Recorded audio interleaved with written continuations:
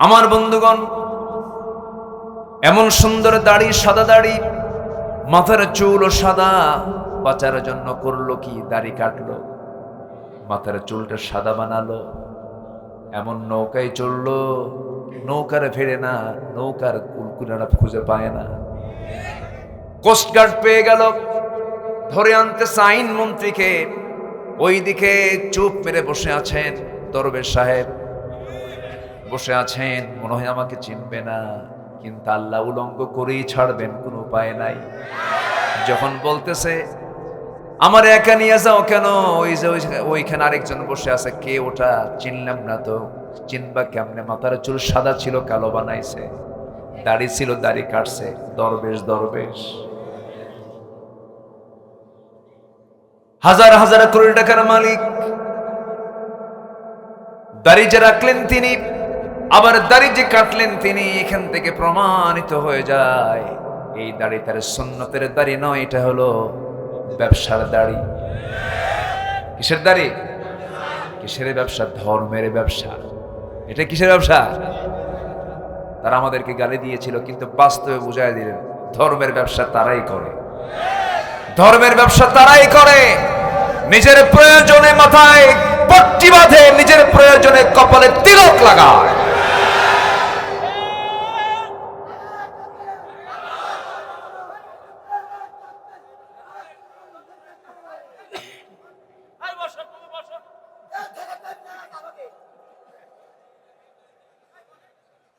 সারছে কাম। ও নিজে কয়, নিজেই বোঝে, ও তাও কয় ঠিক।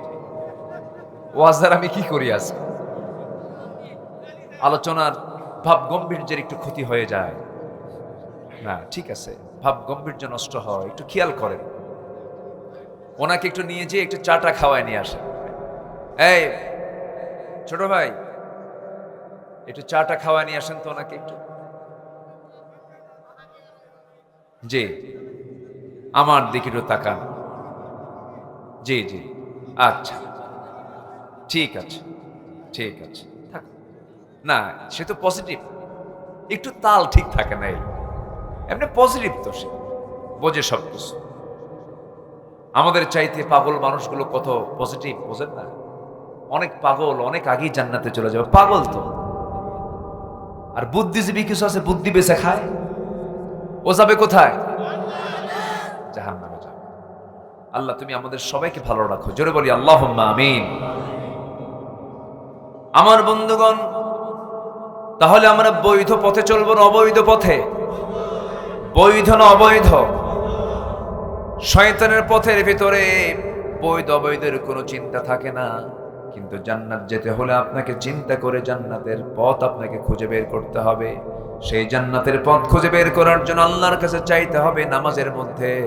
যারা পারেন ঠোঁট মিলিয়ে বলুন, ইয়্যাকা না'বুদু ওয়া ইয়্যাকা নাস্তাঈন ইহদিনাস সিরাতাল মুস্তাকিম صراط الذين أنعمت عليهم غير المغضوب عليهم ولا الضالين। এরপরে আরো জোরে বলেন, আয় আল্লাহ তাআলা তুমি আমাদেরকে সরল সঠিক পথ দেখায় দাও, যে পথে চিরশান্তি। মাগদুব বলতে ইহুদিদেরকে বোঝানো হয়েছে, বলেন বলতে নাসারাদেরকে বোঝানো হয়েছে। আজকে মুসলমানকে বন্ধু না বানায়া ইহুদিকে বন্ধু বানায়, নাসারাকে বন্ধু বানায়, ইহুদি জামাই হয়, খ্রিস্টান জামাই হয়। এমন জামাই আমার দেশেও আছে না নাই? কে কতটুকু ইসলাম মানে বাস্তবতায় তা বোঝা যায়। 18 কোটি তৌহিদি জনতার এই বাংলাদেশে কত মুসলিম পরিবার ছিল, এগুলোকে একটাও তারা পছন্দ হলো না। বিলাতে বিয়ে করলেন, ভালো কথা, কিন্তু বিলাত থেকে যে বউটা নেবেন তাকে কালেমা পড়াতে হবে আগে। আসতে বলুন না, জোরে বলুন, ঠিক কিনা? ইসলাম কার মধ্যে কতটুকু গোড়ায় খুঁজলে খুঁজে পাওয়া যায়, ঠিক কিনা? গোড়ায় হাত দিলেই খুঁজে পাওয়া যায়। ওয়ালা তানকিহুল মুশরিকাত হাত্তা ইউমিন্না, আল্লাহ তাআলা নিষেধ করে দিয়েছেন কোন মুশরিকা নারীকে বিয়ে করতে যেও না যতক্ষণ না সে ঈমান না এনেছে। ঈমান আনবে না যে বিয়ে হবে না, তার বিয়ে হবে না, জেনা হবে। আর যে বাচ্চাগুলো হবে সেটা হবে জারজ। আর ইহুদি, খ্রিস্টান এবং মুসলমান দেখবেন গাদার ঘোড়ার সংমিশ্রণে যে বাচ্চাটা, এটার নাম হলো খচ্চর। ওটার নাম কি বলেন? খচ্চর। তো ইহুদি, খ্রিস্টান এবং মুসলিম, বা স্বামী হলো মুসলিম, বউ হলো খ্রিস্টান, বউ হলো মুসলিম, স্বামী হলো খ্রিস্টান, এই দুটার সংমিশ্রণে যেটা হবে সেটা হবে খচ্চর। বারাক ওবামার নাম শোনেন না? বারাক ওবামা কোথাকার প্রেসিডেন্ট ছিল?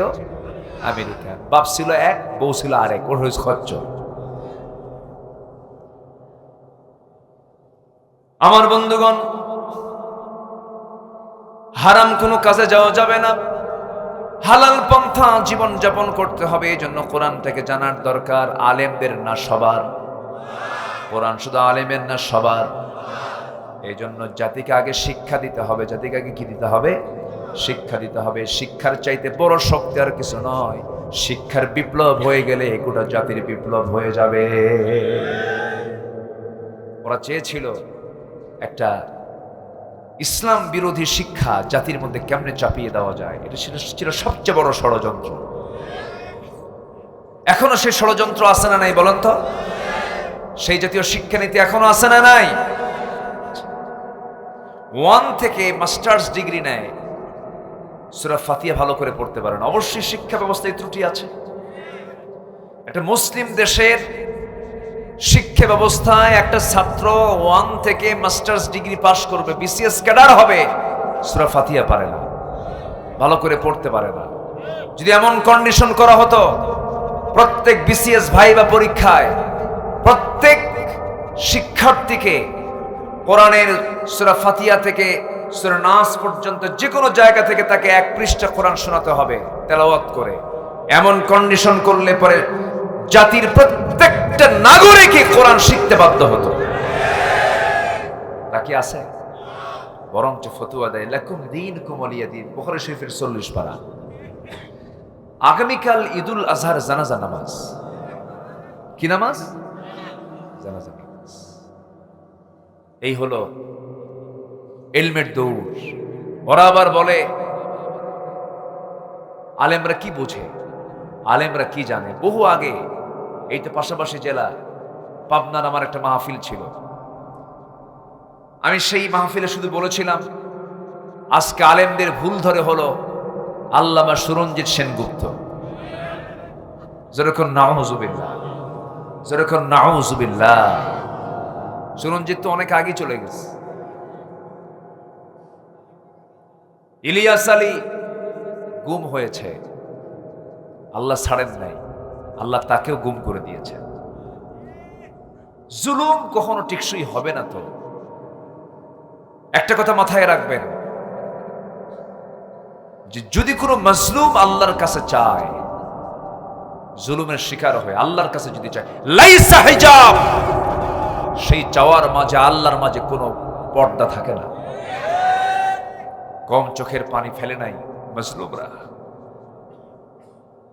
ব্রিগেডিয়ার জেনারেল আব্দুল্লাহ আমান আজমি এই দেশের সেনা কর্মকর্তাদের ইতিহাসে সর্বোচ্চ নাম্বার পাওয়া একজন এডুকেটেড, একজন ভদ্র অফিসার আব্দুল্লাহ আমান আজমি। এই লোকটা দীর্ঘ 8টা বছর আয়না ঘরে ছিলেন। কি অপরাধ ছিল তার বলেন? এটার নাম কি স্বাধীনতা? বলেন, এটার নাম কি স্বাধীনতা? উনি আমাকে কেঁদে কেঁদে বললেন, আমি দেখতে গিয়েছিলাম, বলল, ভাইজান আমি আল্লাহর কসম করে বলি 8টা বছর আমার এই 2 চোখ সূর্যকে দেখে নাই, আমি সূর্য দেখতে পাইনি। এক একটা সকাল হতো, ভাবতাম মনে হয় আমার এই সকালটি আমার জীবনের শেষ সকাল। এক একটা সন্ধ্যা হতো, আমার মনে হতো এই সন্ধ্যাটা আমার জীবনের শেষ সন্ধ্যা। সম্মানিত ভাইয়েরা, এই অর্জন হঠাৎ করে হয়নি, এই সিচুয়েশনটা হঠাৎ করে হয়নি। বহু অফিসার, পুলিশ অফিসার চোখের পানি ফেলে ফেলে কেঁদেছেন, আমাদেরকে জড়িয়ে ধরে কেঁদে কেঁদে বলেছেন, হুজুর আমাদের কিচ্ছু করার নেই, কেঁদেছেন তারা। কিন্তু কিছু দুষ্ট চক্র, কিছু নাস্তিক চক্র, কিছু পশ্চিমা, কিছু ব্রাহ্মণ্যবাদী চেতনার কিছু ধ্বজাধারীরা ষড়যন্ত্র করে দেশকে অচল করতে চেয়েছিল। সব ষড়যন্ত্রণার সাথ করে দিয়েছেন তিনি আমার কে? আল্লাহ আছে না নাই? আসতে বলবেন না, আছে না নাই? একজন পুলিশ কর্মকর্তা আছেন আমার খুব পরিচিত। আমার বিশ্বাস, আমার কাছে মনে হয় আমি যতটুকু আয়াত পারি তার চেয়ে বেশি আয়াত উনি পারেন, অথচ মাদ্রাসার বারান্দায় যান নাই। দোষ কি? উনি কোরআন পারেন কেন? পদোন্নতি হয়নি, টর্চার কোনো দিকে কম হয়নি। তো আপনার 15 বছরের জুনিয়র একজন, আপনি 15 বছরের সিনিয়র, আপনার পদোন্নতি হয় না, ওই 15 বছরের জুনিয়র সে তার পদোন্নতি নিয়ে তার উপরেও চলে যাচ্ছে। এর চাইতে মানসিক যন্ত্রণা কিছু থাকতে পারে? এরকম করে সব জায়গায় ছন্দপতন তারা ঘটিয়েছেন, ওলট পালট তারা করেছেন। আল্লাহ তাদেরকে ওলট পালট করে দিয়েছেন। টাইম পেয়েছেন মাত্র 45 মিনিট। দুপুরের খাবারটাও কেসমতে জোটে নাই। গণভবন সেদিন গণভবনের রূপ নিয়েছে। সেদিন শুধু একজন থাকে নাই, সেই গণভবনে গোটা জাতি থেকে আসছে। সম্মানিত ভাইয়েরা, এখন আমাদের গড়তে হবে।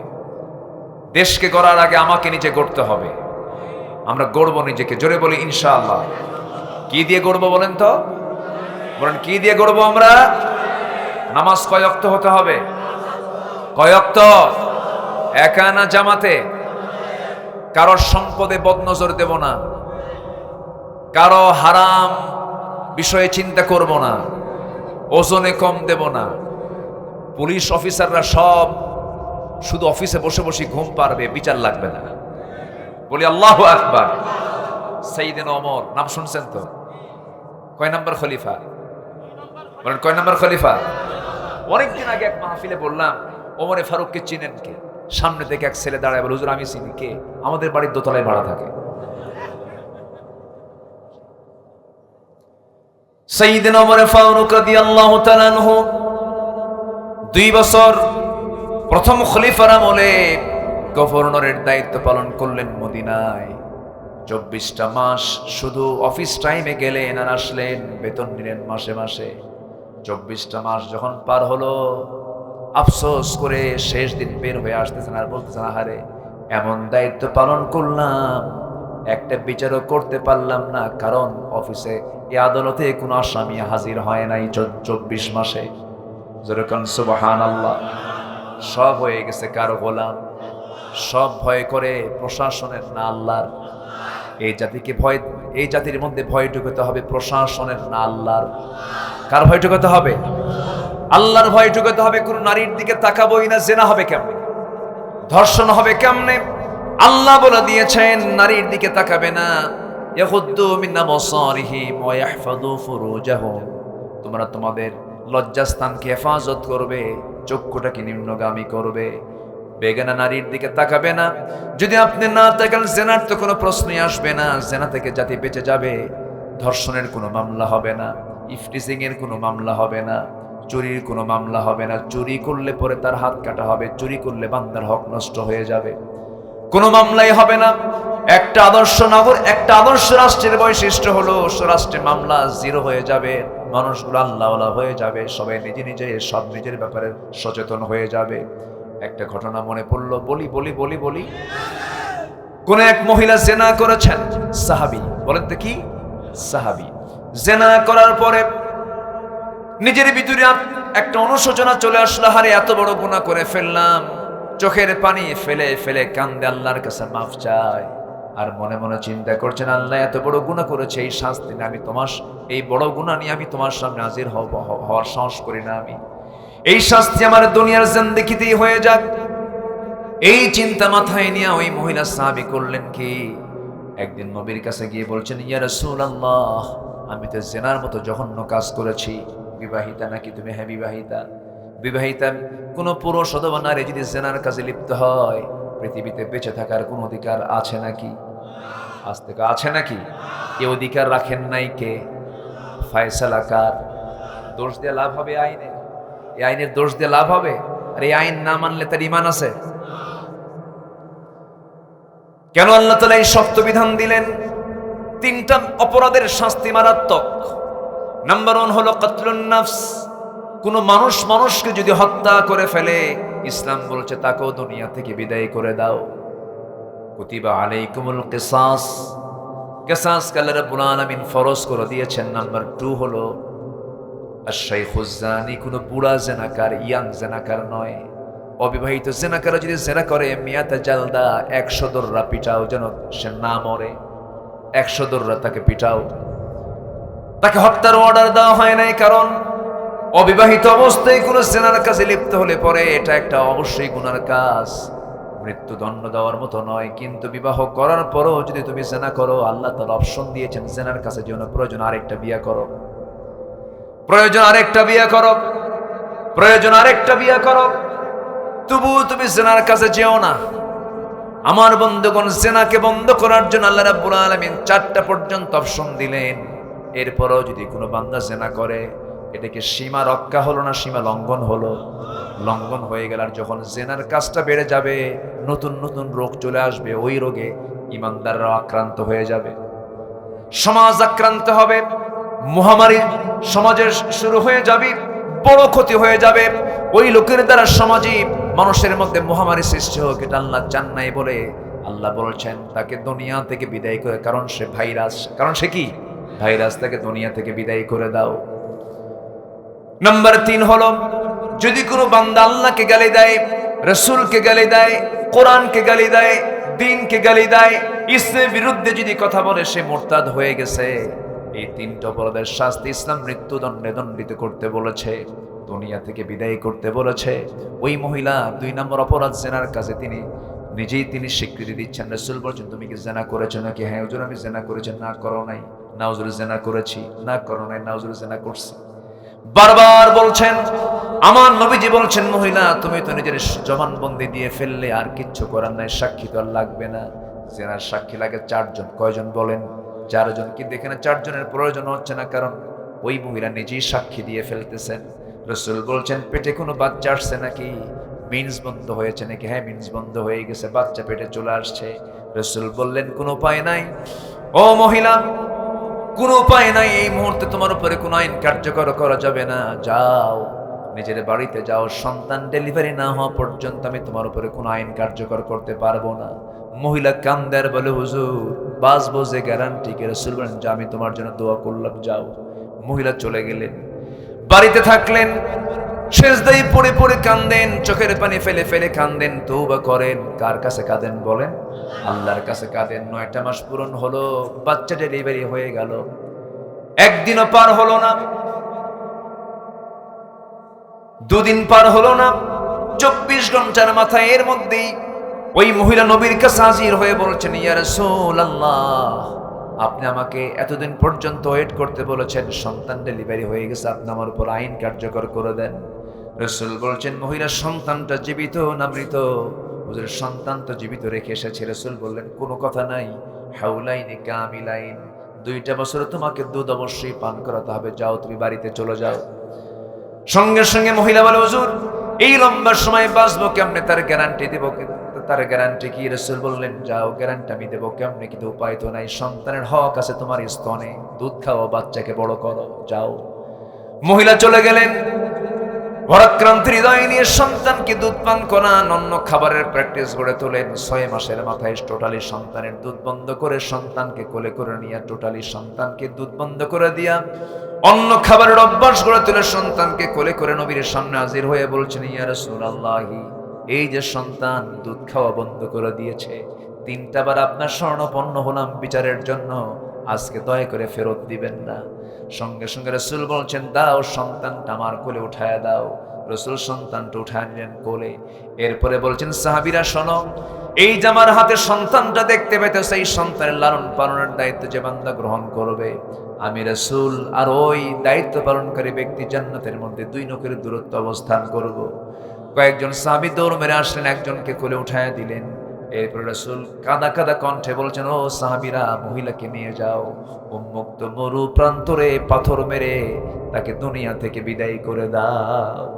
আমার বন্ধুগণ, এই যে একজন অপরাধী অপরাধ করার পর তার মধ্যে আত্মসমালোচনা হয়েছে, আসামি ধরার জন্য পুলিশ লাগলো না, আসামি আটকে রাখার জন্য জেলখানা লাগলো না, আসামি ধরার জন্য কোনো সাক্ষীর প্রয়োজন হলো না, আসামি নিজে হাজির হয়েছে একমাত্র কার ভয়ে? আসতে বলবেন না, কার ভয়ে? আল্লাহর ভয়ে। আমার বন্ধুগণ, মহিলাকে নিয়ে যাওয়া হলো, পাথর মারা হচ্ছিল, দুনিয়া থেকে তিনি বিদায় হয়ে গেলেন। সাইয়েদনা আলী রাদিয়াল্লাহু তাআলা আনহু নবীর সামনে এসে বলছেন, ইয়া রাসূলুল্লাহ, ওই মহিলাকে যখন আমরা পাথর মারছিলাম, এমন সময় ওই মহিলার কিছু রক্ত, নাপাক রক্ত আমার গায়ে ছিটকেসে লাগলো। রাসূল লক্ষ্য করে দেখেন আলী নাসিকা কুঞ্চিত করছেন, নাসিকায় তুলছেন, ভর্ৎসনা করছেন। রাসূল বলছেন, আলী রে, তুমি কাকে ভর্ৎসনা করো, নাসিকায় তোলো কার জন্য তুমি কি জানো? এই মহিলা সাহাবী আমার দুনিয়া থেকে বিদায় হওয়ার পূর্বেই, রক্ত জমিনে পড়ার পূর্বে আল্লাহ তাআলা তার সকল তওবা কবুল করে নিয়েছেন, জান্নাতের মেহমান হয়ে গেছে।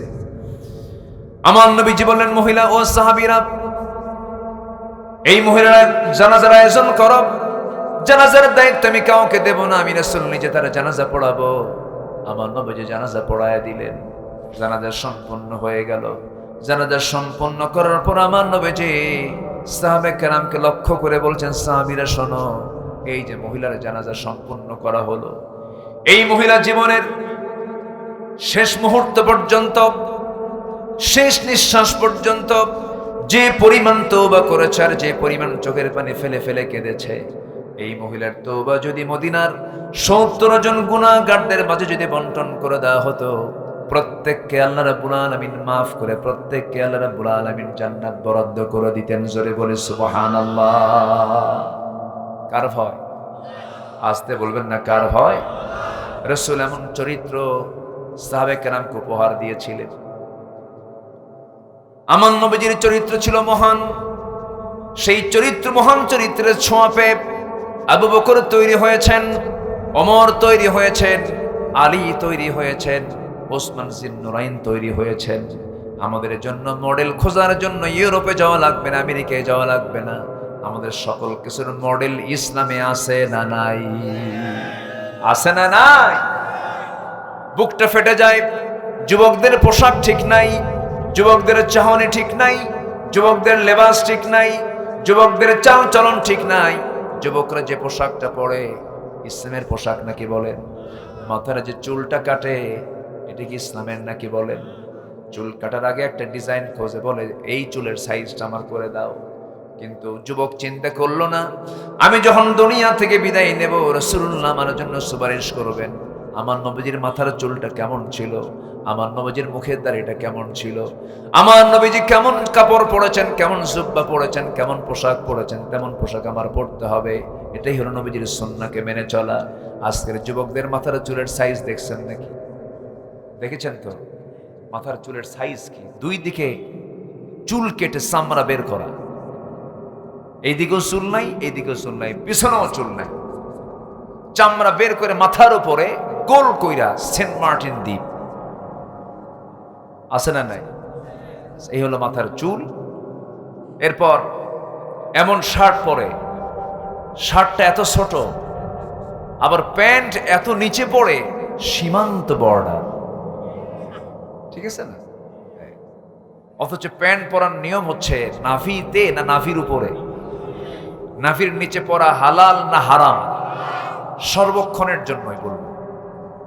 আপনি বাড়িতে আছেন, ইমার্জেন্সি অর্থাৎ জরুরত, যেটা আরবিতে জরুরত যেটা বলে, জরুরত টাইম ছাড়া নাভির নিচে পোশাক পরাটা কি বলেন?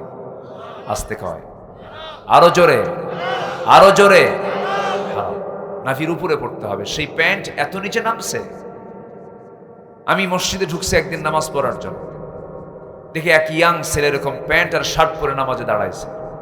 তো আমি সুন্নতের নিয়ত আগে করলাম না, ভাবলাম দেখি আজকে ওর নামাজটা দেখি। রুকুতে যখন গেছে, রুকুর ঠেলায় দেখি মানে শার্ট উপরে প্যান্ট নিচে, মাঝখানে কিছু নাই। তো ভাবলাম এই তো রুকু, সেজদায় যে কি হবে আল্লাহ জানে। সেজদায় যখন গেছে তখন দিকে প্যান্ট খুইলে আন্ডার প্যান্ট বের হয়েছে। আমি কি ভুল বলছি? আমি কি ভুল বলছি?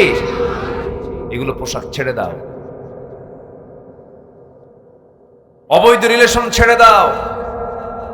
বিবাহ পূর্ব কোনো প্রেম হয় না, বিবাহ পূর্ব হয় নোংরামি, জেনা। বিবাহ পূর্ব কোনো প্রেম আছে? আজকের দেশের যে সিনেমা নাটকগুলো দেখানো হয় সম্পূর্ণ জেনাকে সুরসুরি দেওয়ার জন্য দেখানো হয়। ফেসবুকে চোখ রাখার মতো কোনো সুযোগ নাই। জাতীয় লুচ্চাগুলো হয় সিনেমার নায়ক আর নায়িকা, চরিত্র নাই এদের। বিবাহ, এদের পারিবারিক জীবন তো অশান্তি। কার বউ নিয়ে কে শুয়ে থেকে তার কোনো হুঁশকাণ্ড নাই, ঠিক কিনা? এই সমস্ত অশ্লীল সিনেমা নাটক সমাজের দর্পণ নাই, সমাজ ধ্বংস করার হাতিয়ার এগুলো। কিসের সেন্সর বোর্ড এগুলো? অকাম এগুলো সব। এগুলোকে ঢেলে সাজাতে হবে, এগুলোকে সাজানো দরকার। কোমর বের করা, পিঠ বের করা, হাত পা বের করা, নোংরা পোশাক পরে যে অভিনয় হয়, এটা কোনো অভিনয় নয়, এটা কোনো সিনেমা নয়, এটা জিনার কারবার। এগুলো কথা বললে আমরা দোষী হয়ে যাই, বলে যাব হারাম কথাগুলো। হারামের বিরুদ্ধে আমাদের অবস্থান নেওয়ার দরকার আছে না নাই? আসতে বলবেন না, আছে না নাই? আমার মার সম্মান দিয়েছেন কে? আমার মার কাপড় শরীর ঢাকতে কি 4 গিরা দরকার না 4 গজ দরকার? বলেন কয় গজ দরকার? কিন্তু আজকে মেয়েরা ঢাকে কয় গিরা দিয়া?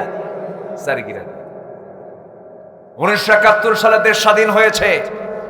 স্বাধীনতার আগে আমার দেশের দাদিরা, নানিরা, আমার দেশের মা বোনেরা তারা ব্লাউজ বানাতে ব্লাউজের কাপড় লাগাতেন 1 গজ 4 গিরা।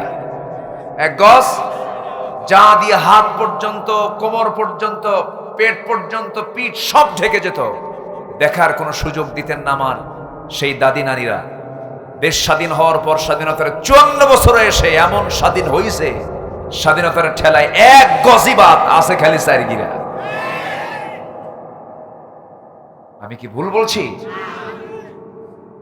মাকে কাপড় চোপড় ঢেকে দেওয়ার দায়িত্ব কার? অনেকে কে আল্লাহ। এই ভালো করে এখন কার? আমাদের। বলেন কাদের? শীতের ভিতর, শীত, প্রচন্ড শীত, তাও গায়ে কাপড় চোপড় দেয় না, গন্ডারের চামড়া, একদম ঠান্ডাও লাগে না। রাগ করতেছেন নাকি আপনারা? মায়েরা আছে নাকি? এই জাতিকে ভালো করার জন্য মাকে আগে ঢাকতে হবে কাপড় চোপড় দিয়া। অস্থিরতা দূর করতে হবে। ইউরোপ আমেরিকার ষড়যন্ত্র হলো মুসলমানের ঈমান ধ্বংস করার জন্য তারা সবচেয়ে বড় অস্ত্র নেমেছে, সেটা হলো মুসলিম পরিবারের মেয়েদেরকে তারা উলঙ্গ করে ঘর থেকে বের করতে চায়। এই জন্য সকল সচেতন ভাই, স্বামী, বাবা, বড় ভাইদের দায়িত্ব আছে না নাই? মার্কেটে চলে যায়, স্বামীর সামনে কোনো আতর লাগায় না, কোনো সুগন্ধি লাগায় না, কোনো সেন্ট লাগায় না, ঘামের গন্ধ, কাপড় চোপড় পুরান পরে, স্বামীর সামনে কাপড় চোপড় পরেও না, খালি সাজায় রাখে শোকেসে, কখন মার্কেটে যাবে। আমি কি ভুল বলতেছি নাকি? মার্কেটে যেতে নতুন শাড়ি একখান লাগায়া অথবা 3 পিস পইরা, মাথার চুলটা সেজে, চোখটা সেজে, আইভ্রু কি ভ্রু সব ভ্রু টুরু লাগায়া, কপালে তারপরে টিপ লাগায়া, গালে আটা ময়দা লাগায়া, আছে না নাই? চলে গেল মার্কেটে ঢং ঢং করে, ভ্যানিটি একখান সাইড ব্যাগ নিয়া, হাই হিল একখান লাগায়া, পেন্সিল, হ্যাঁ, চলে গেছে দোকান, একদম দোকানদারের সামনে গিয়ে ঠ্যাঙের উপর ঠ্যাং তুলে দিয়া, দোকানদার বুড়া হলো, কয় ভাইয়া আসসালামু আলাইকুম। আছে না নাই? এগুলো নোংরামি করেন কেন? এগুলো দোকানদার তো মিষ্টি কথা শুনেই পাগলা হয়ে গেছে।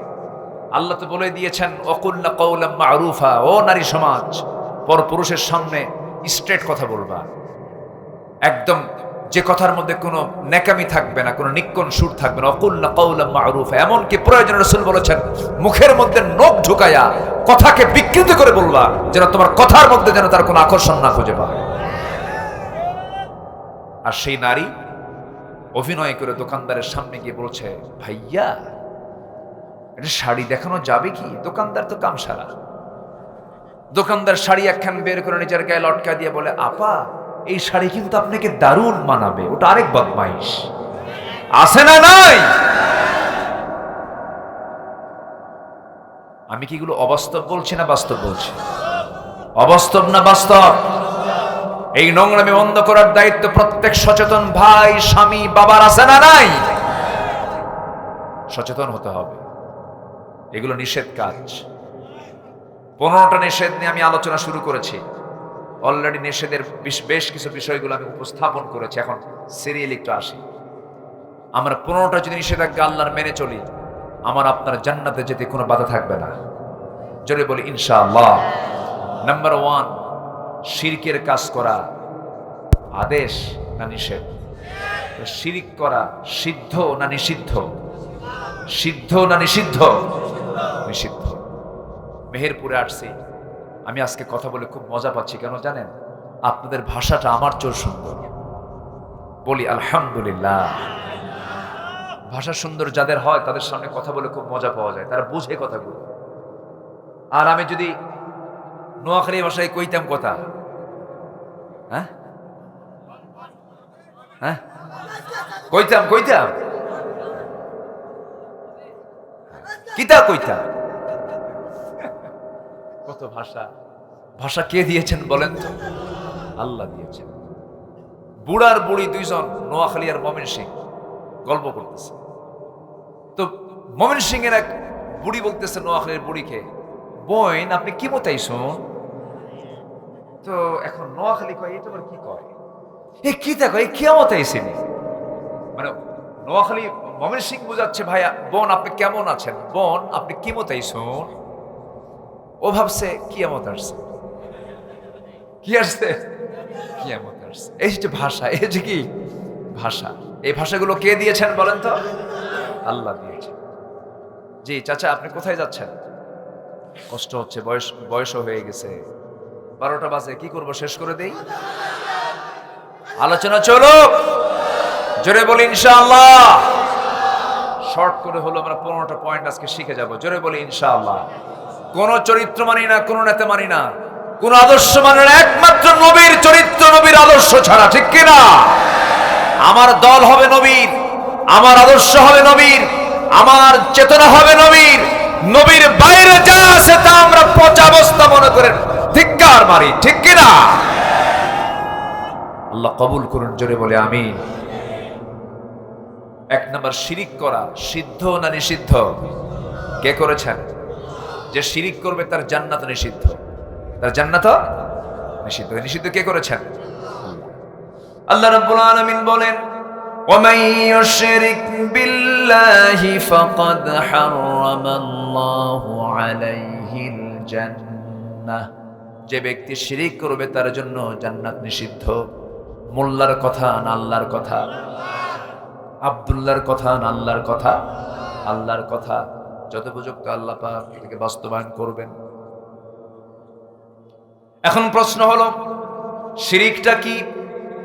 শিরকের ব্যাখ্যাটা কি? এই ব্যাখ্যা যদি আমি সঠিকভাবে দিতে যাই, এই শিরকের ব্যাখ্যা দিতে মোটামুটি 3টা দিন লাগবে। কয়টা দিন লাগবে বলেন? 3টা দিন লেগে যাবে। অনেক লম্বা লম্বা কথা। শর্টলি শুধু বলতেছি, শিরিক হলো যে জিনিস যে জায়গায় সেই জায়গায় না রেখে অন্য কোথাও যদি রাখেন সেটার নাম শিরিক। যেরকম মাথার টুপি আছে, কি আছে বলেন? টুপি। এই টুপি যদি মাথায় না রেখে যদি হাঁটুতে রাখেন, টুপির প্রতি জুলুম হয়ে গেল। জুলুম এক প্রকার শিরিক।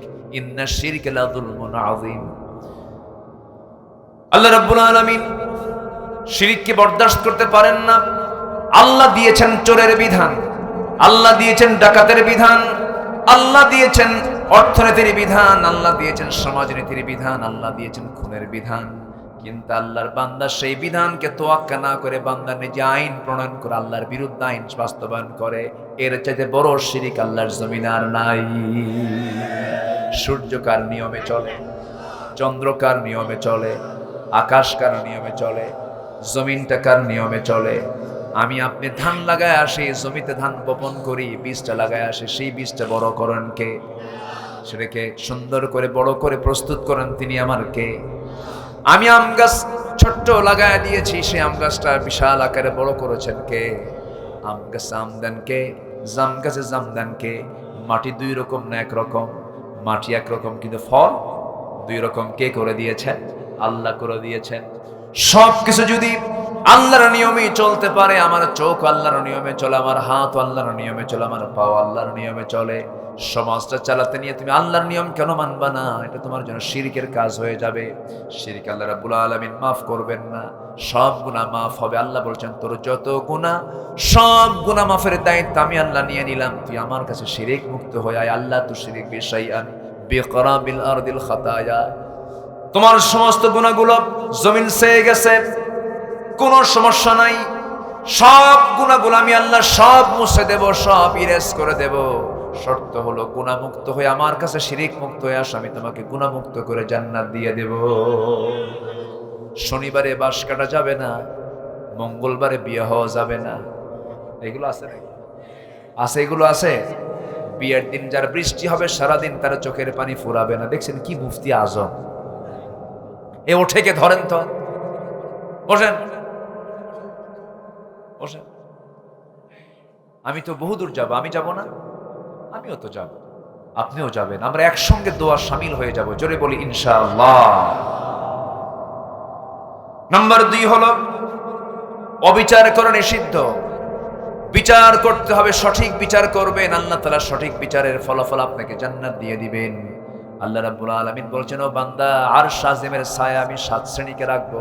এর মধ্যে 1 নম্বর শ্রেণী হলো সঠিক বিচার যারা করে। জোরে কোন সুবহানাল্লাহ। এখানে আলেমকে ডাকেন নাই, এখানে নামাজিকে আগে ডাকেন নাই, দানবীরকে আগে ডাকেন নাই, এগুলো ডেকেছেন পরে। 1 নম্বরে বলেছেন যদি কোনো বান্দা দুনিয়াতে সঠিক বিচার করতে পারে, আমিও তো বিচারক, সঠিক বিচার করনেওয়ালাকে আমি আল্লাহ আমার আরশ আজিমের ছায়ার নিচে 1 নম্বর তালিকায় স্থান দিয়ে দেব।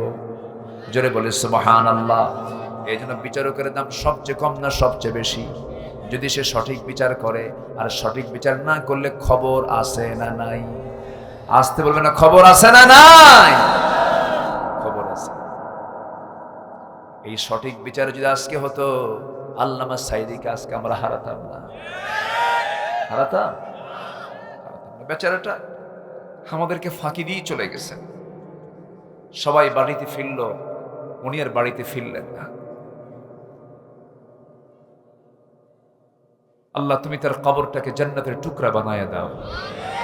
জোরে বলি আল্লাহুম্মা আমিন। বড় আফসোস। সম্মানিত ভাইরা, অনেক ইমাম আল্লামা সাইদির জন্য দোয়া করতে গিয়ে মসজিদের চাকরি হারিয়েছিল। যারা মসজিদের চাকরি থেকে চাকরিচ্যুত করেছে, ওদের ঈমান আছে কিনা সন্দেহ। ঠিক কিনা বলেন? একজন মুসলিমের জন্য দোয়া করা তার দায়িত্ব, ঠিক কিনা?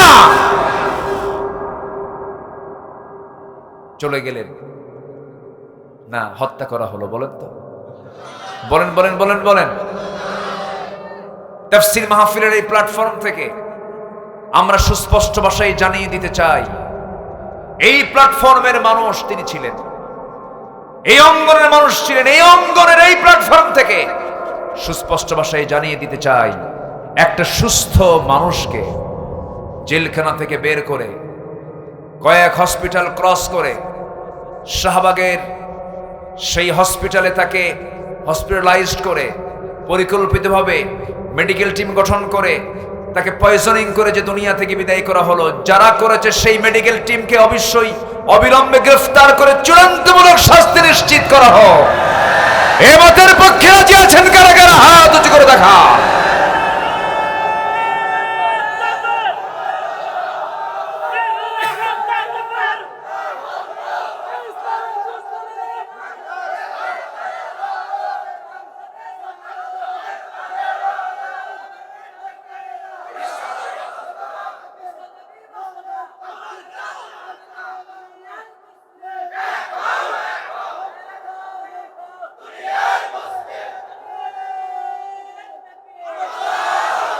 আল্লাহ কবুল করুন। জোরে বলি আমিন। এই স্লোগানও দিতে দেয়নি আমাদের। এক মাহফিল আমাকে বলে, হুজুর স্লোগান দেওয়া যাবে না। বললাম তোর জানাজাও দেওয়া যাবে না। জানাজায় স্লোগান আছে না নাই? জানাজার প্রথম স্লোগান কি? দ্বিতীয় স্লোগান কি? তৃতীয় স্লোগান কি? চতুর্থ স্লোগান কি? যারা বিগত 16 বছর এই স্লোগানকে যারা নিষিদ্ধ করতে চেয়েছিল তাদেরকে কুত্তা বিড়ালের মতো বিদায় করা দরকার ছিল।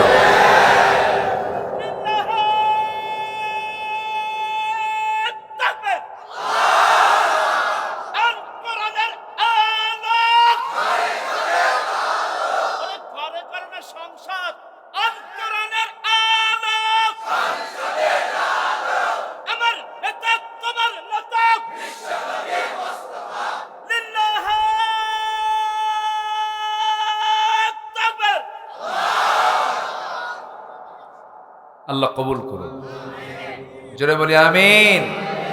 আল্লাহ যে কত খুশি হন তার নাম নিলে পরে, সুবহানাল্লাহ। দুনিয়াতে আপনি বারবার মানুষকে ডাকবেন, খেপে যায়, রেগে যায়। আল্লাহ বলে তুই আমারে যত ডাকবে আমি তত খুশি হয়ে যাব। বেশি ডাকলে খুশি হন তিনি একমাত্র পৃথিবীতে একজন, তিনি আমার কে? নামাজ পড়বো না ভাই? কয়েকটা নামাজ পড়বো। তাহলে বিচার করবো না অবিচার করবো? কিছু বাবা আছে ছেলের অবিচার করে, আছে কি না? ছেলেকে একটা কম দেয় আরেকটাকে বেশি দেয়, এটা কি বিচার না অবিচার? বাপ হইছেন কিন্তু উপায় নাই, জাহান্নাম যেতে হবে। এক ছেলেকে 3 বিঘা লিখে দেয়, আরেক ছেলেকে দেয় না, আছে? আছে কিনা? আছে কিনা? এটা করা যাবে? এটা হালাল না হারাম? এটা সঠিক বিচার না অবিচার হলো? অবিচার। অবিচার বলতে এখানে শুধুমাত্র রাষ্ট্রীয় কাঠামোকে বোঝায় নাই।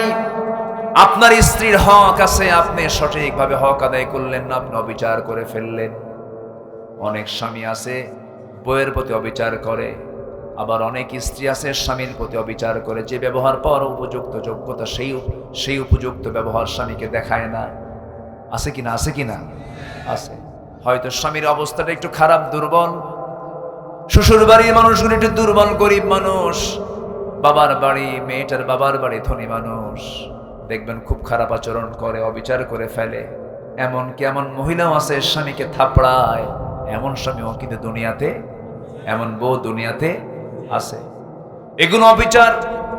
আমার বন্ধুগণ, কোন ক্ষেত্রে কোনো বিচার করা যাবে না। আপনি বড় কর্মকর্তা, আপনার অধীনে যারা আছে আপনি তুই তাকার করতে পারবেন না, খারাপ ব্যবহার করতে পারবেন না। হয়তো আপনার পদোন্নতি হয়েছে, আপনি বড় অফিসারের পদে বসেছেন, কিন্তু সে তো আল্লাহর গোলাম।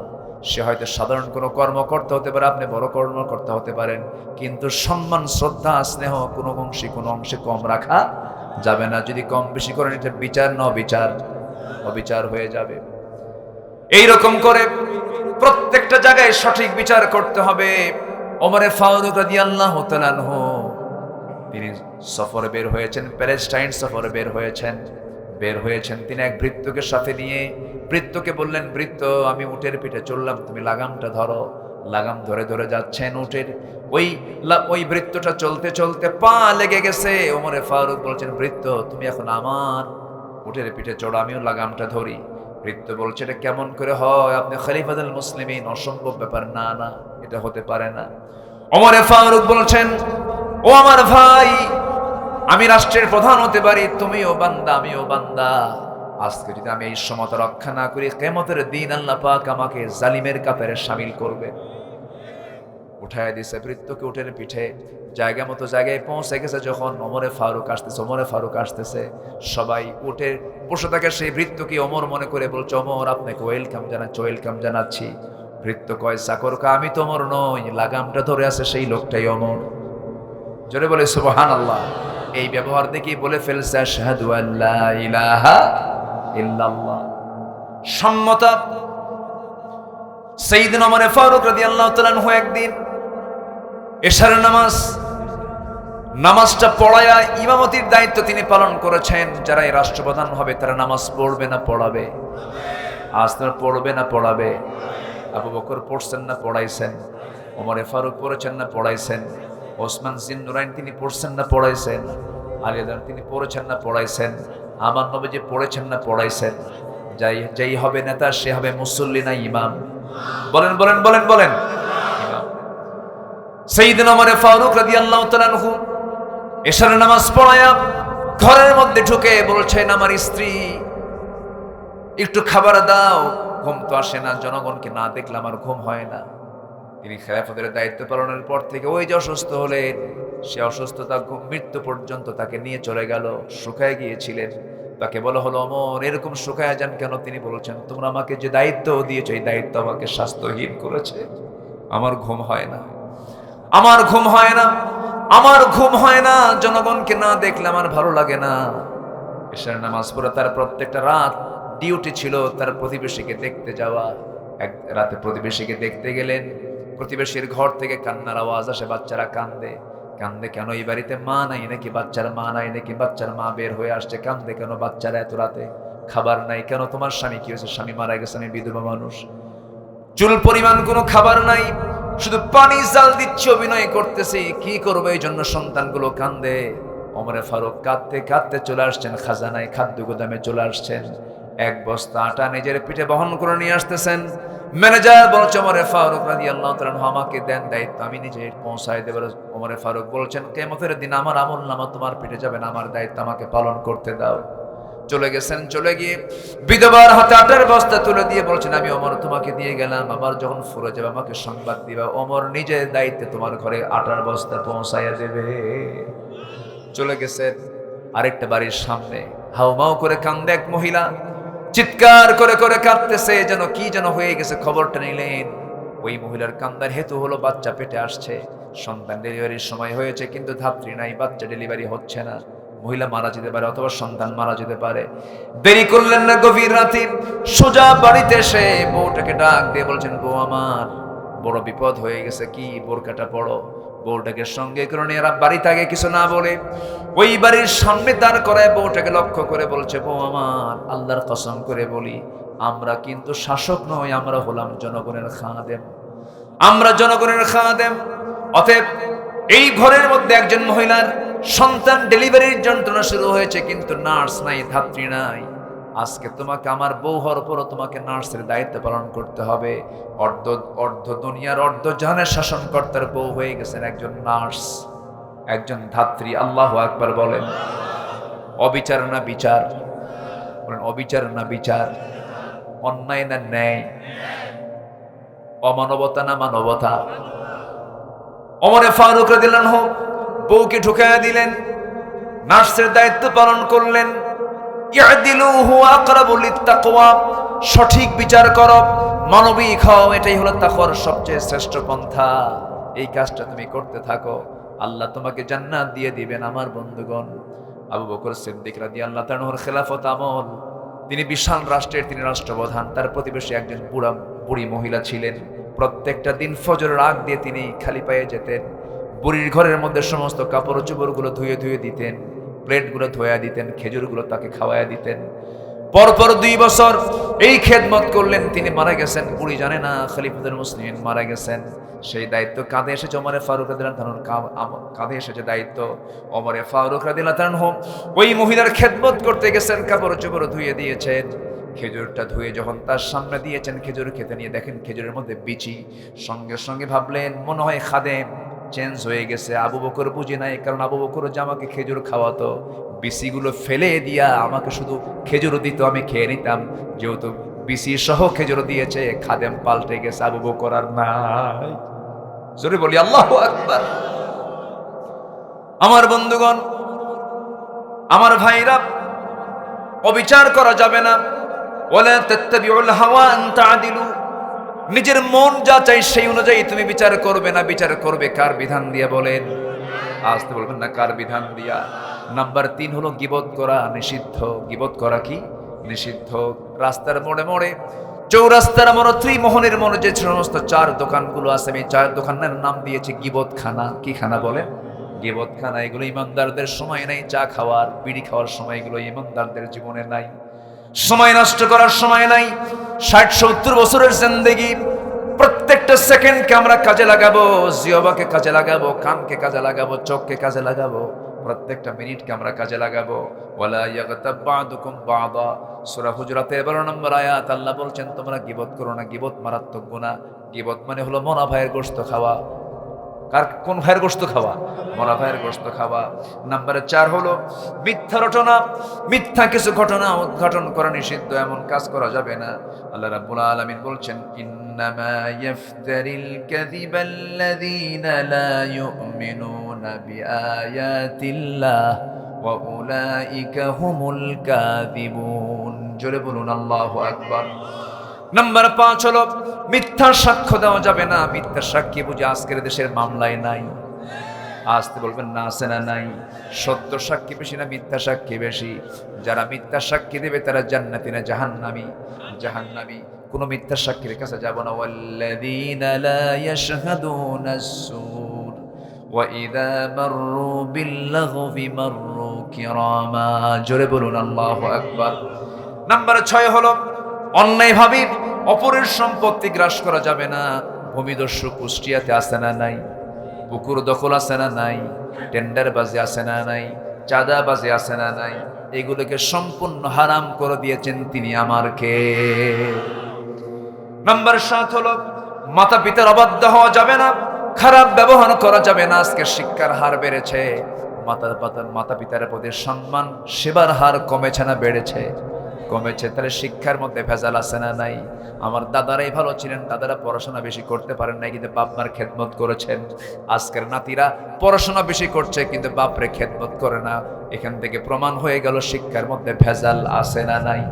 আচ্ছা, এই 2 চোখ সাক্ষী বৃদ্ধাশ্রমে দেখে এসেছি।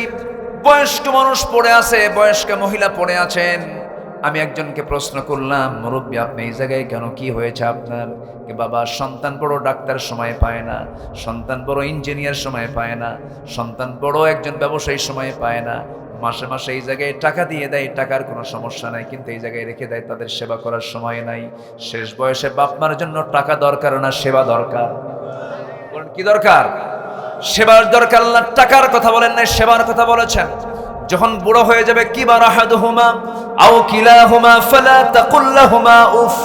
ওই 70 বছর বয়সে তোমার মা তোমার বাবা শিশুর মতো বলবে বাদাম কিনে আন, শিশুর মতো বলবে তুই আমার জন্য কুশাল কিনে আন, শিশুর মতো বলবে আমি এটা খাবো না, আমার জন্য কলা কিনে আন, তুই ওটান ওটান, বারবার ডিস্টার্ব করবে, বিছানায় পেশাব করবে, পায়খানা করবে। ফালা তাকুল লাহুমা উফ, উফ করবি না, খারাপ ব্যবহার করবি না। কারণ তোর যে শিশুকাল ছিল, তুই যখন তোর মার পেটের মধ্যে ছিলি, মা কতবার আঘাতগুলো সহ্য করেছেন। 9টা মাসে বিজ্ঞান বলছে প্রত্যেক মা সন্তান তার ওই মার কোলে যায় 1টা বার 2টা বার লাথি মারে নাই। 4500 থেকে 5000 বার লাথি মেরে আমার মার পেট থেকে আমি দুনিয়াতে এসেছি। মাকে কত কষ্ট দিয়েছি, সেই মার পেট থেকে দুনিয়াতে এসেছি আমি। এই দুনিয়াতে এসে কয়েক মন, শুধু নয় মনকে মন দুধ আমি আমার মার স্তন থেকে পান করেছি। আমার বাবা মাকে তিলে তিলে মানুষ করেছেন। জ্বর হয়েছে, গোটা রাত জ্বর কমে না, বাপ যায় ডাক্তারের কাছে, মা ছটফট করে কান্দে, সেজদায় পড়ে কান্দে। এই যে তিলে তিলে আমাকে গড়ে তুললেন যে বাপ মা বুড়া বয়সে, সেই বাপ মা যখন পড়ে যাবে, ওই বাপ মার দেখার দায়িত্ব সন্তানের ফরজ করে দিয়েছেন তিনি আমারকে। আমার বন্ধুগণ, আমার মা আমার বাপ এমন একটা পোস্ট, এটা মা যদি খুশি হন আর শাজিম খুশি হয়ে যায়, বাপ যদি খুশি হয়ে যান আর শাজিম খুশি হয়ে যায়, পৃথিবীর সকল মানুষ নারাজ হয়ে যাক, আমার আপনার আব্বা আম্মা খুশি হয়ে যাবে, এটা আল্লাহর কাছে পছন্দ হয়ে যাবে। জোরে করুন সুবহানাল্লাহ। এই জন্য বাপ মার খেদমত করব, কম না বেশি? বউ আগে না মা আগে? অনেকে চুপ করে আছে। বউ আগে না মা আগে? মাহফিলে বউ আগে না মাহফিলে মা আগে? মাহফিলে মা আগে আর বাড়িতে বউ আগে? বাড়িতে বউ আগে। চিন্তা করে দেখেন, আছে আছে দেখেন, চাচা বলে ফেলেছেন। আমার বন্ধুগণ, মা কখনো পিছে হবে না, মা সব চাইতে আগে, মার চাইতে আগে কেউ না। বউকে পাল্টানো যেতে পারে কিন্তু মাকে পাল্টানো যায় না। কিন্তু বউয়ের দামও আছে, বউকে আমি হালকা চোখে দেখছি না, বউয়ের দামও আছে, কিন্তু মার চাইতে কোনো অংশে বেশি হতে পারে না, কখনোই নয়।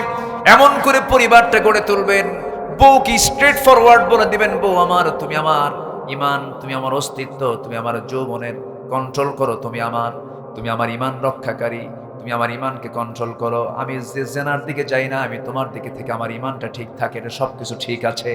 কিন্তু আমার বউ একটা কথা জেনে রেখে দিও, আমার মার ব্যাপারে তুমি কোনো ইন্টারফেয়ার করতে পারবা না, আমার মার ব্যাপারে কোনো নেগেটিভ কথা তুমি বলতে পারবা না, আমার মার ব্যাপারে তুমি নেগেটিভ হলে আমি তোমার ব্যাপারে নেগেটিভ। আসতে কোন কেন, জোরে বলুন ঠিক কিনা। কোন সুযোগই দেওয়া যাবে না মার ক্ষেত্রে, কোন চান্স দেওয়া যাবে না বাবার ক্ষেত্রে, কোন সুযোগ দেওয়া যাবে না। এই শিক্ষা কোরআনে আছে। এই শিক্ষা কোথায় আছে? ফালা তাকুল্লাহুমা উফ। সূরা বনী ইসরাঈলের তাফসীর দেখেন, উহ শব্দের ব্যাখ্যা আল্লাহ তাআলা এগুলো বলে দিয়েছেন। ওয়ালা তানহারহুমা, ধমকাবা না, চোখ রাঙ্গাবা না, চোখ বড় করবা না। ওয়াকুল্লাহুমা কাওলান কারীমা, যখন বলবে এমন সুন্দর করে বলবা তোমার বাপটার জন্য মুস্কি হাসি মেরে বুকে জড়ায় ধরে যেন বলে আমার বাজানকে তুমি আল্লাহ জান্নাত দিয়ে দাও। আমার ভাইয়েরা, আমরা খেয়াল রাখবো না ইনশাআল্লাহ? একটা আপেল যখন কিনবো আমি, সে আপেলটা কিনে আগে ভাববো আমি আমার মাকে আপেলটা দিয়ে দেব। আল্লাহর কসম করে বলছি, বউটাকে আপেল দিবেন, সে আপেলটা বউ একা একা খেতে পারে, আপনার ছেলে মেয়েকে দেবেন একা একা খেতে পারে, কিন্তু মার সামনে আপনি একটা আপেল নিয়ে গেছেন, আল্লাহর কসম করে বলি আমি, মাকে দিবেন, মা তুমি আপেলটা খাও, মা আমার চেহারার দিকে আগে তাকায়, আগে দেখবে আমার বাজানটা কেমন আছে। এরপর একটা চাকু নিয়ে, একটা বটি নিয়ে ওই আপেলটাকে টুকরো টুকরো করে করে একটা একটা করে বলবে বাজান তুই খা, তুই বেঁচে থাক। সর্বশেষে দুই একটা বাঁচতে পর আগে ছেলের মুখে খাবার তুলে দিয়ে এরপরে নিজে খায়। এই পৃথিবীতে একজন মানুষই সন্তানের মুখে আগে খাবার দিয়া তারপরে মুখে খাবার নেয় কে? কেমনে ভুলে যান, কেমনে ভুলি আমরা তাকে? বইয়ের জন্য আপনি শাড়ি কিনেছেন, 2000 টাকার শাড়ি কিনেছেন, বউ বলবে এটা শাড়ি হলো নাকি? অমুকের বউ কিনে আনছে নতুন শাড়ি, রাজশাহী সিল্কের শাড়ি, সেই শাড়ির দামটা 8000 টাকা। কত সুন্দর মহব্বত করে তার বউকে, তুমি আমারে কি মহব্বত করো, মাত্র 2000 টাকার শাড়ি আনছো, খুশি করতে পারবেন না। ছেলের জন্য একটা হুন্ডা কিনে দিয়েছেন, একটা সুন্দর কাপড় কিনে দিয়েছেন, বলবে আব্বা এই শাড়ি আমার, এই শার্ট আমার পছন্দ হয় না, এই প্যান্ট আমার পছন্দ, এই ঘড়ি আমার পছন্দ হয় নাই। পৃথিবীর কোনো মানুষকে দিয়ে সন্তুষ্ট করতে পারবেন না, কিন্তু মার কাছে যখন আপনি একটা শাড়ি নিয়ে যাবেন, একটা কাপড় নিয়ে যাবেন, শাড়ির দিকে তাকাবেই না, চেহারার দিকে তাকায় বলবে বাজান তোর এগুলো কেনার কি দরকার ছিল, তুই তোর যত্ন নিয়ে জোরে কল সুবহানাল্লাহ। আমার মা সম্পদ চায় না, দোয়া চায়। আমার মা সম্পদ চায় না, আদর চায়। আমার মা সম্পদ চায় না, মোহাব্বত চায়, মোহাব্বতটা চায়। এই জন্য আমরা এগুলো খেয়াল করব। আল্লাহ রাব্বুল আলামিন কি সুন্দর করে বলছেন, ওয়া কাদা রাব্বুকা আল্লা তা'বুদু ইল্লা ইয়্যাহু ওয়া বিল ওয়ালিদাইনি ইহসানা ওয়া বিল ওয়ালিদাইনি ইহসানা ইম্মা ইয়াবলুগান্না ইনদাকাল কিবারা আহাদুহুমা أو كلاهما فلا تقل لهما উফ। জোরে বলি আল্লাহু আকবার। 8 নম্বর হলো সুদ গ্রহণ সিদ্ধ না নিষিদ্ধ? সুদ গ্রহণ করা যাবে না, সুদ দেওয়া যাবে না, সুদ গ্রহণও করা যাবে না। সুদ আল্লাহ রাব্বুল আলামিন মারাত্মক প্রকারের হারাম বলেছেন। সর্বনিম্ন গুনাহ হলো 70 প্রকারের সর্বনিম্ন গুনাহ হলো নিজের মার সঙ্গে জিনা করা। সুদের কাছে যাব না, জোরে বলি ইনশাআল্লাহ, আরো জোরে বলি ইনশাআল্লাহ। নাম্বার 9 হলো এতিমের সম্পদ ভক্ষণ করা নিষিদ্ধ। অনেক চাচা আছে এতিম ভাতিজার সম্পদ মেরে খায়, আছে না নাই বলেন?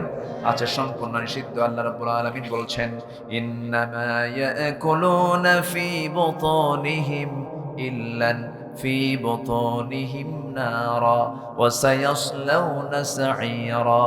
যারা এতিমের মাল ভক্ষণ করবে তারা যেন তাদের পেটের মধ্যে জাহান্নামের আগুন তুলে নিল, জোরে কোন নাউযুবিল্লাহ। নাম্বার 10 হলো পরনিন্দা যারা করবে। নাম্বার 11 হলো মিথ্যা প্রতারণামূলক প্রতিজ্ঞা নিষিদ্ধ করেছেন। মিথ্যা প্রতারণামূলক অনেকে প্রতিজ্ঞা করে, ভাইরা আমাকে ভোট দিয়ে দেন, ভোট দিলে পরে আকাশের সূর্য হাতে দেব, আছে না এরকম? আছে। কিসের সূর্য হাতে দেবে? এটা কি সত্য হয় না মিথ্যা? এরকম মিথ্যা প্রতিজ্ঞা আছে না নাই বলেন? আছে। এগুলোকে আল্লাহ পাক হারাম করে দিয়েছেন।